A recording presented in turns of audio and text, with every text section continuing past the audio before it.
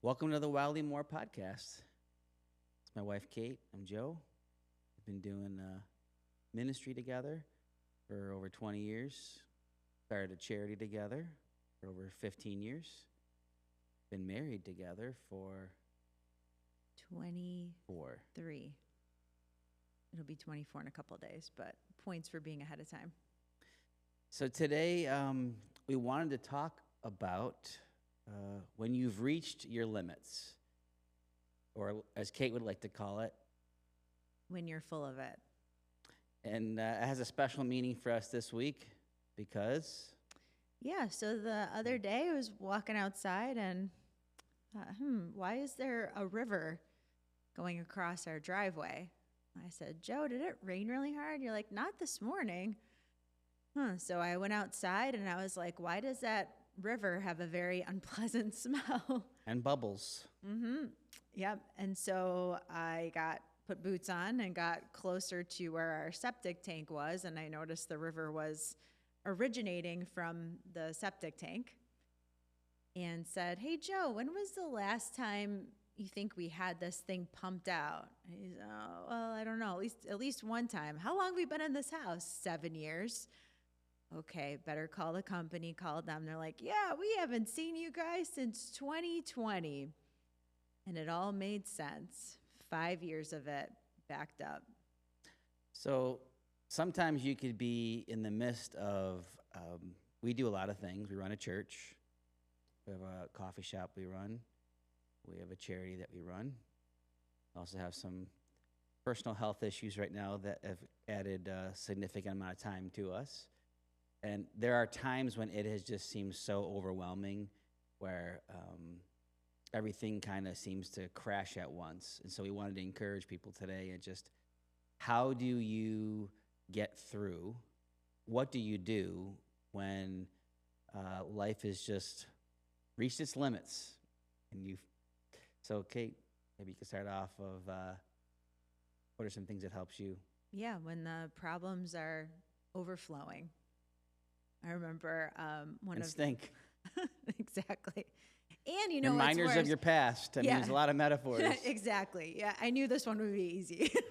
And another thing is, it's one thing if you know your stuff is like your life is stinky and you're trying to, but when you can't hide it, and when, it overflows. when the whole neighborhood is very aware that you are over capacity. Your mess is now translating to affecting other people's lives. Yeah. And oh yeah. I will leave it there.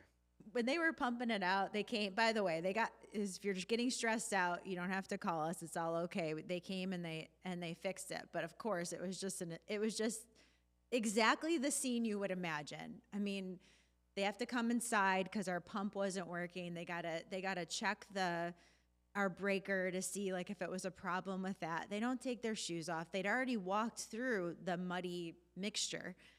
And so now they're coming in the basement. We got 2 Yorkies. They're biting the guy's feet. They're getting it on that. I mean, I had to order Instacart for something. That lady's pulling up, walking through it. I mean, it just is endless. But the company was a great company, and they came right away. So we're actually very thankful for them. Yeah. So it was solved. We made it to the other side mostly. So what do you do when you get overwhelmed? We've been the last 5 years. We've actually been in a lot of situations where I would say the last 5 years, we've reached our limit and have gone beyond. What has helped you?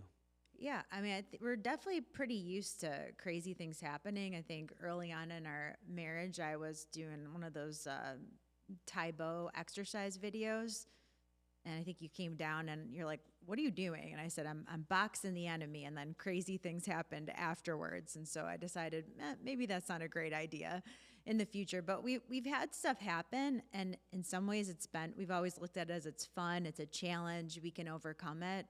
But the last 5 years, it really literally has just piled on that.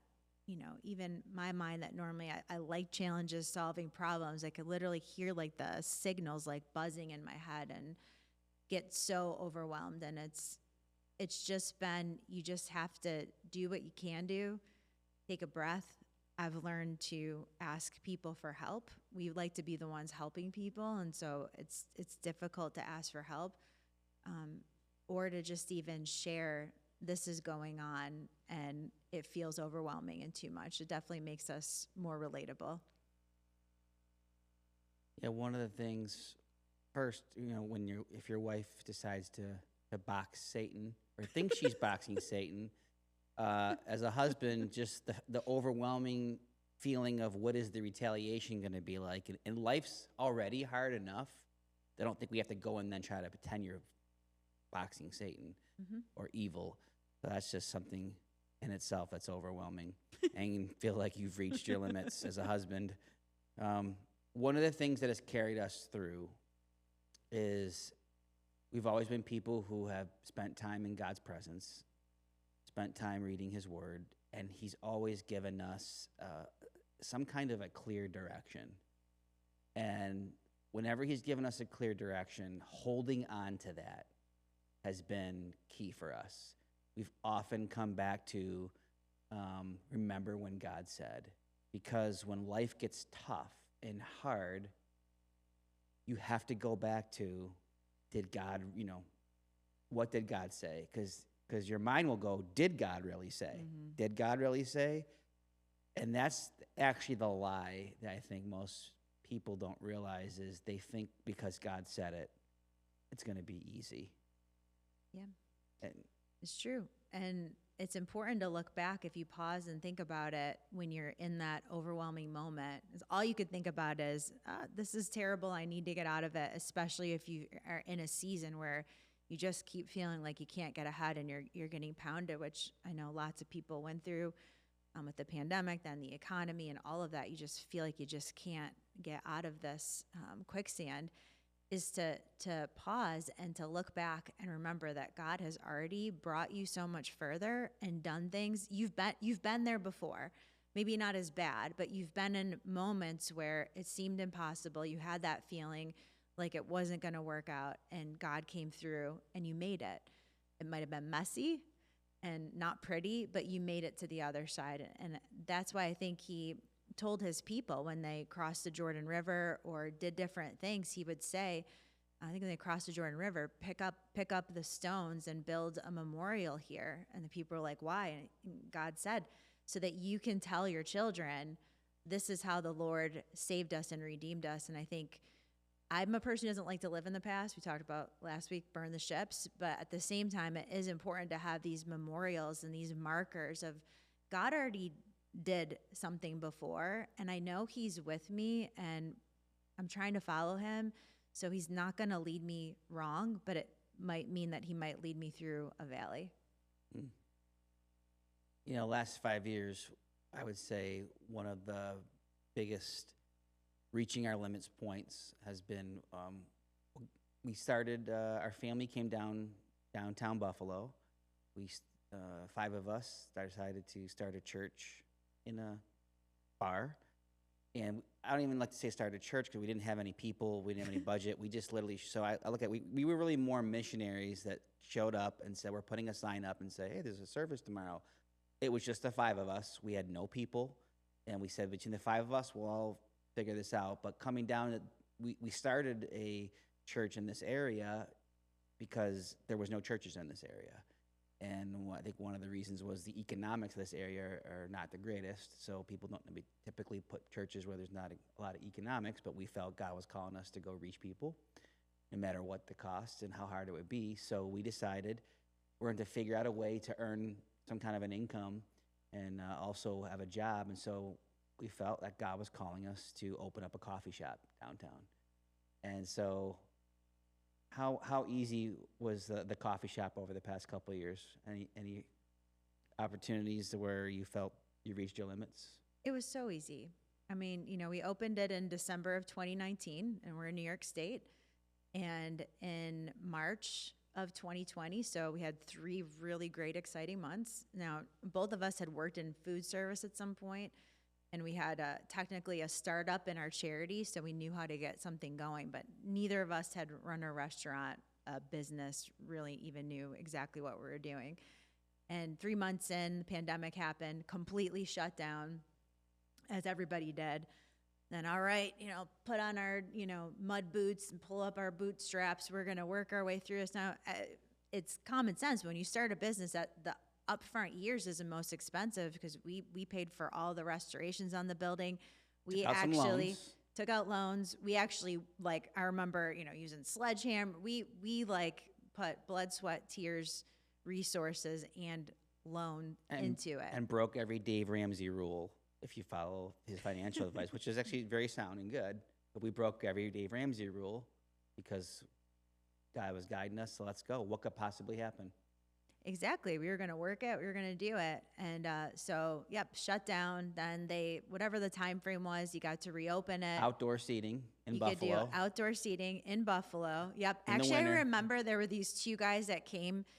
And at one point, because we put these markers on the floor, and it was everyone could stand 6 feet apart. And so they had to take everything, to go. And we didn't even know how to do to go. We weren't going to even do that. We built a drive-through, but we're like, oh, we'll get this established and then we'll add the drive-through. So we had to pivot to drive-through. I remember these two guys were here from out of town, and it was the social distancing. And I should find this picture. The patio was there must have been 2 feet of snow, and they literally sat plowed through the snow with their feet and sat down and were drinking their it was the funniest, most ironic it just was stupid. But appreciate those two guys. So we made it through that, and then they shut us down again for another round of the pandemic.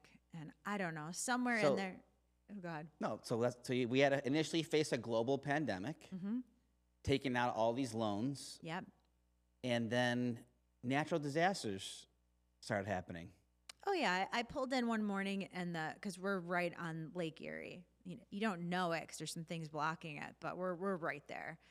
And I pulled in, and I was like, our roof is hanging over, ripped off and hanging over the side of the building. Our brand new roof, by the way.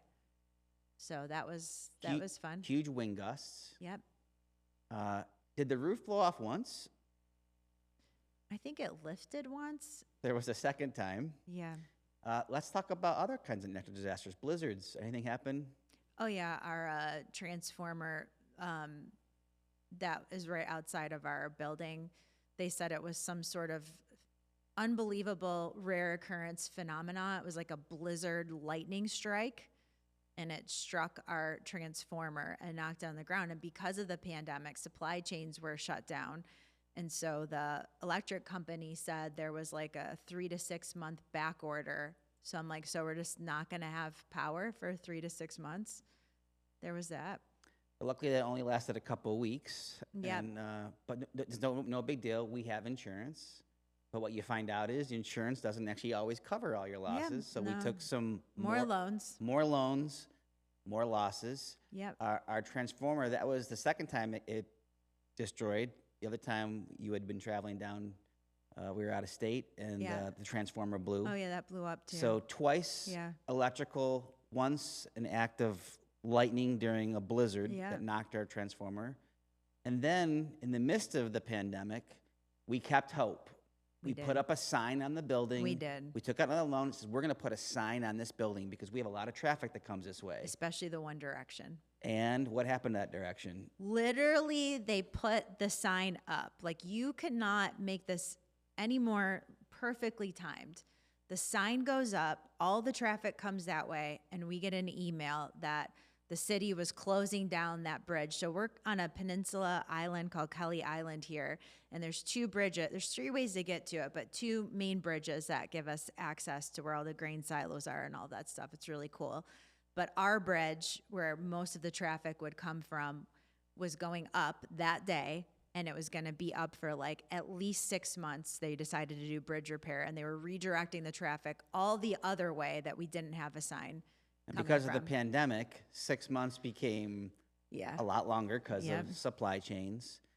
And just when that wasn't hard enough, after that bridge got repaired, you got a notification that they decided to work on the other bridge. And the other bridge went up for about 18 months. Yep. So if you're looking at this spiritually, you might say, Joe and Kate, you got to have sin in your life. There's got to be something going on. And you literally felt like you were, you know, in those times, maybe there's something going on. But you're always going to have critics. You're always going to have Job's friends criticizing. And what held us through was going back to, number one, what did God say? Guiding us there. Two, you have to choose perseverance. At the end of the day, what other options do you have? For us, we were so far in debt and in loans with the pandemic. In fact, all these years later, we're still paying off. You know, no one wants to talk about the quarantine still, but we're still feeling the effects of it. We're still paying down quarantine stuff. And it was very difficult and hard. But our coffee shop has really helped us meet a lot of incredible people. We've been able to employ a lot of great people and help people, but none of it's been easy. And so you have to learn how to choose perseverance. And what helps us is to remember in the scriptures, if you look at people like Noah, Joseph, things took decades and years. If something is not easy in the beginning, we just want to quit. But I'll never forget, Noah's story always helped us, because here's someone who heard from God and yet spent decades building this ship with no rain. He had to, during that time in construction, slamming his thumb. Who knows what he was saying? Splinters, back hurting, losing his cartilage, rotator cuffs. I mean, he spent decades. There had to be people during that time that were making fun of him, saying, did God really say? I mean, there's no rain, it has fallen. I'm convinced there was graffiti on the ark when he wasn't working on it, that people were graffitiing his... Which we have that too. We have some of that too. We've been tagged a time or two. People probably were making fun of him. Did you really hear from God? An ark, maybe it was a park. You're supposed to build, a little theme park for the people. And petting zoo. A petting zoo. But Noah had perseverance through it all. And obviously perseverance and obedience will stretch you. And this process for us has really stretched us, and we're still in it, but we had to choose perseverance. And you have to go back to the scriptures. You have to go back to what God said. And there's really no other way around perseverance. Yeah. If it doesn't look weird, is it really, what God has called you to? If you don't have people speaking against you, is it really of him? These become the markers of a life of faith, is that you will face persecution. You will face difficulty. There's a funny verse that's like, don't be surprised by what you're going through. And, I think I'm getting to the point where I'm not surprised anymore. I'm kind of like looking for the next, what's coming. And I might be getting a little delusional and exhausted because I just burst out laughing, because it's like, of course. But then what's become fun is as other people have joined and become a part of what God is doing through our church or coffee shop or the charity, they start to come up to us and be like, I can't. Someone just told me this morning that their freezer broke in their house and they have no idea why. And it's just a lot of laughing. But, you go through these things, and then God uses it to help you encourage and comfort other people as they go through it. And we know for Jesus, it was super easy for him when he came. He didn't face any things coming up against him, any naysayers, any negativity, or any kind of suffering. He didn't go through any of that. Yeah. So you learn to, you shouldn't expect that it's going to get easier, but you should expect that you should have more peace, and you should actually have not only peace, but joy. And we like to say, live your lives in such a way that makes people wonder there must be more, and there is, and his name is Jesus. Well, what'll really make people wonder is when you have joy after you've, nailed your hand and you don't say the bad word, but you just, laugh and have joy. Or another thing that we've learned to do too, it's really easy to feel like the weight of all of it, just, you just get kicked so many times, and how am I going to pick myself up again? Is not easy. exhausted in every single way. And what we've tried to do is to then find somebody else going through something, reach out, encourage somebody else, lift somebody else's burden. If you can't figure out how to solve yours, go lift somebody else's. And then just maybe God is going to work behind the scenes and help lift yours. And then you know what the prize is for getting through hard things, or the prize is for being good at hard work and working hard and perseverance? A cruise ship trip? More hard work. To him who much is given, much is required. But then if you look at the parable of the talents, the guy that worked hard and did something with it, he was actually not given a vacation, he was given more. But that's the joy, is that we get to be in these situations where it feels so impossible, but God comes through. You know, you bring up a good insight too. We also believe, this is clear, we are not God's workhorses. So in the midst of a lot of the last 5 years where we've reached our limits, we made it a priority to find things that filled us up and our kids up. And we took little short trips, even when it probably wasn't the best financially. We took little short trips, even when there was so much going on and so much work to do. We would find those little things that would refresh us, that would bring us life, especially with our kids and for our kids. And it's just a reminder that we're not God's workhorse. You know, you don't have your own children and just want to see them working 14 hours a day, coming home exhausted, plopping on their bed, getting up, going the next day. You don't want to see your kids struggling. Now, there are seasons where, like we said, you might have reached your limits and you're full of it, and you have to just persevere and go through it. But ultimately, it's important to make sure you find those moments, and you actually create those moments to fill each other back up, to encourage your kids. We have 3 grown kids. That was important to us. You also mentioned live your life in such a way that would make the world wonder.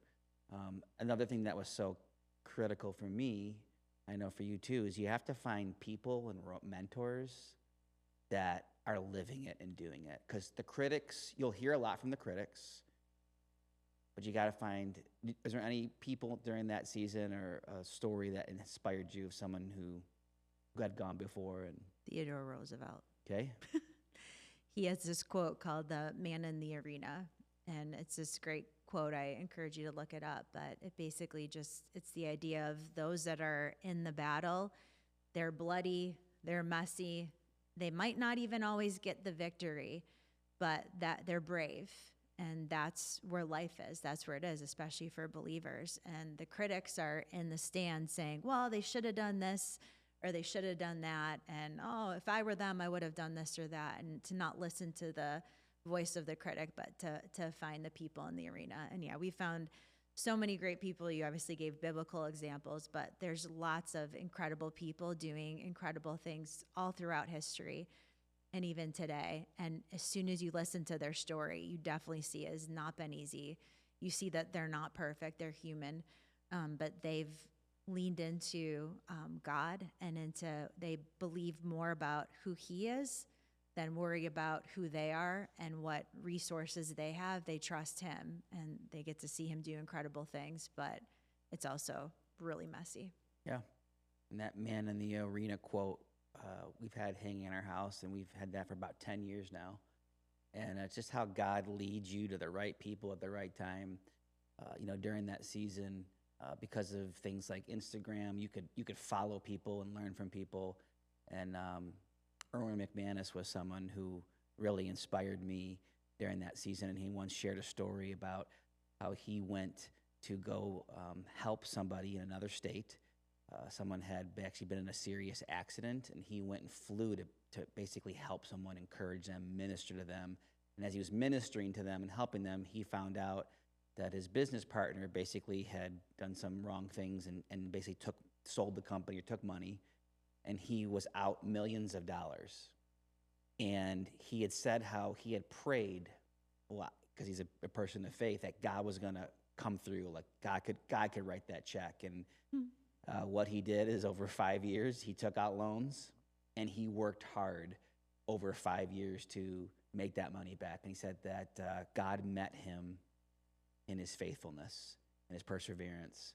And that was just so inspiring to hear from people who have gone before us, who are great people of faith, who tough things happen, can be put in situations where they've reached their limits, and yet they have to choose perseverance, have to choose faithful to God, faithful to his presence.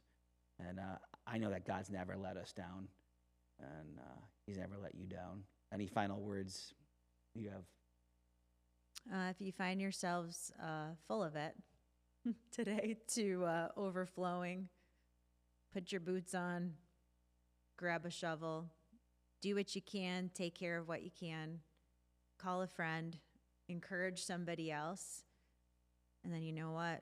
Take a shower, take a nap, have that Elijah moment. Let God take care of your soul, refresh you.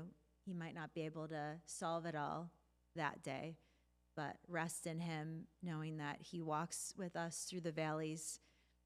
As Grandma would say, this too shall pass. There is another side to it, and God's with you, and he's going to use it. And try to find the humor in it, because one day you'll look back and you'll be like, wow, God, I don't know how you did it, but you did it, and thank you for walking me through it.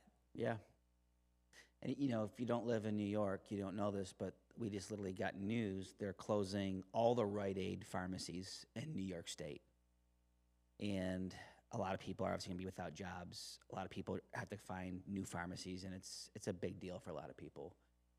Why all the Rite Aids closing in New York State is a big deal for us was over 20 years ago. People don't know I was a pharmacist, and I was working in pharmacy. And I was working for a company that eventually would have been bought out for Rite Aid. And so I would have been still working for Rite Aid. And at the time, 20 years ago, we felt God's presence and leaning to leave pharmacy, leave a six-figure salary, leave 401ks, profit sharings, millions of dollars on the table. And we stepped into youth ministry to work with youth full-time, and I know there probably were a lot of critics at the time thinking, why are you leaving pharmacy? Why are you doing that? And now to think we persevered. 20 years later, I would have been a 47-year-old guy out of a job, and yet today, I think of all the things that we got to experience because we persevered, and it reminds me of a quote that Jim Elliot once said. And he says, he's no fool who gives up what he cannot keep to gain what he cannot lose. And so we would encourage you, don't try to hold on to things and careers and stuff thinking you're going to hold on to it. Give those things up if God calls you to gain what you'll never lose. And that is the joy, the hope, the meaning in living a life following Jesus and giving your life to him. And it's such a great adventure, and we're so thankful. And that's truly how you live wildly more, is letting go of those things and holding on to the things of faith and hope and love. But thank you so much for listening today to the Wildly More podcast. If you want to subscribe, follow, share, pass this on to people that would help you. And we hope you have an incredible week. And if you find yourself walking in, this encouraged you with, I'm just going to leave it there. In fact, we're not even going to edit this. That's how we're going to end it.